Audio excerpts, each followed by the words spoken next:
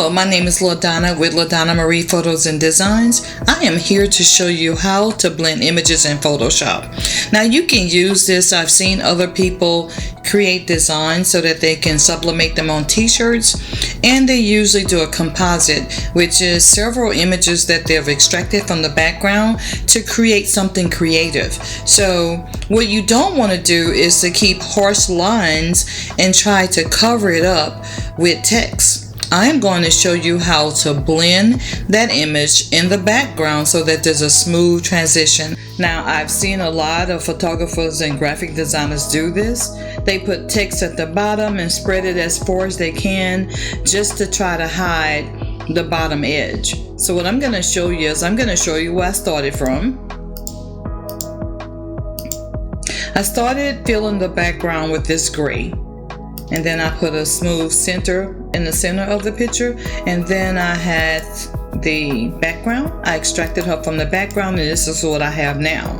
Now I could pull her down and just put her here, but then I'm missing some of her hair. So we're gonna put her up at the top because we very well can make a smooth transition and put words at the bottom. The first thing that you wanna do, I'm gonna go back and let you see what the end result is gonna be. That's what we're gonna have. And the way that we get that soft focus, we are going to put a layer mask on layer number 2, which is the lady. Once we have that layer mask here, we're going to look over here, make sure that our color chips are black to white. We're going to get the gradient tool.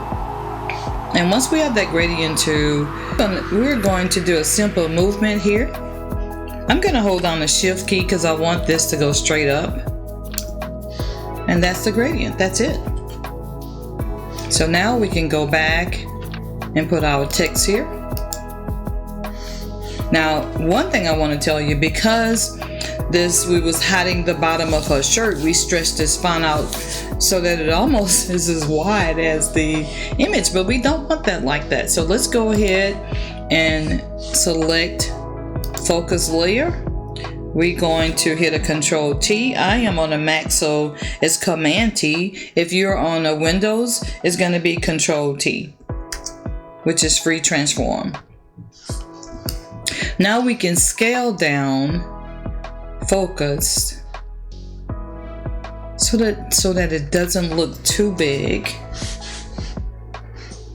for our image, and that's it.